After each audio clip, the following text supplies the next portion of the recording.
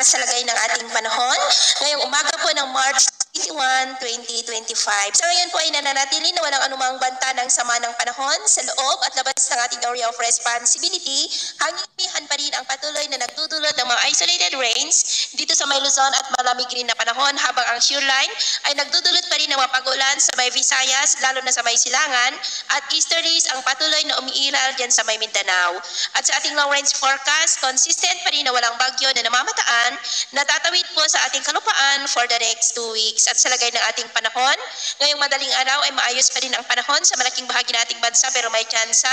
ng mga isolated rains sa ilang bahagi ng Cagayan, Apayao, eastern section ng Isabela, Aurora, Calabarzon, Camarines Provinces, Sorsogon, Legazpi, Catanduanes, ilang bahagi ng Masbate, Oriental Mindoro, Palawan, Aklan, Capiz, northern part ng Negros, Leyte, Cebu, Samar Provinces, Dinagat Island, Sultan Kudarat, Zamboanga City at Basilan. At mamaya